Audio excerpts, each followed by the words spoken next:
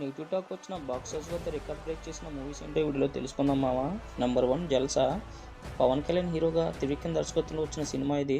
జల్సా భారీ అంచనాలతో 2008లో విడుదలైంది. కానీ ఫస్ట్ ఈ చిత్రం నెగిటివ్ టాక్ వచ్చింది. కానీ సమ్మర్ సీజన్ అడ్వాన్స్తో మూవీ యొక్క హైప్తో ఈ సినిమా బాక్సాఫీస్ వద్ద బ్లాక్ బస్టర్గా నిలిచింది. నెంబర్ 2 సరైనడు. అల్లు అర్జున్ బోయపాటి సీను కాంబోలో వచ్చిన ఈ మూవీ 2016 సమ్మర్ కానుక రిలీజ్ అయింది. మొదటి రోజు ఈ సినిమాకి నెగిటివ్ టాక్ వచ్చింది.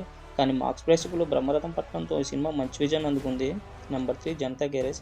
ఎన్టీఆర్ కొరటా శివ కాంబోలో ఈ మూవీ ముందుకొచ్చింది. మొదటి రోజు ఈ సినిమాకి మిక్స్డ్ టాక్ వచ్చింది. కానీ బాక్సాఫీస్ వద్ద రికార్డ్ బ్రేకింగ్ కలెక్షన్ వసూలు చేసింది. నెంబర్ 4 జయసింహ. బాలకృష్ణ హీరోగా కేఎస్ రవికుమార్ డైరెక్షన్లో ఈ మూవీ 2018లో సంక్రాంతి కాలుగా రిలీజ్ అయింది. మొదటి రోజు ఈ మూవీ నెగిటివ్ టాక్ తెచ్చుకుంది. కానీ లాంగ్ రన్లో ఈ మూవీ హిట్గా నిలిచింది. నెంబర్ 5 సర్లే నీకెవరు. మహేష్ బాబు అనిల్ రావుపూడి కాంబోలో వచ్చిన ఈ మూవీ మొదటి 2 రోజులు నెగిటివ్ టాక్ తెచ్చుకుంది. కానీ లాంగ్ రన్లో ఈ మూవీ హైయెస్ట్ కలెక్షన్ రాబట్టింది. నెంబర్ 6 పుష్ప 1. అల్లు అర్జున్ హీరోగా సుకుమార్ డైరెక్షన్లో వచ్చిన ఈ movie first day negative talk తెచ్చుకుంది. కానీ బాక్సాఫీస్ వద్ద పైసా వసూలంటూ 300 కోట్ల పైగా కలెక్షన్ రాబట్టింది. నెంబర్ 7 బంగారాజు.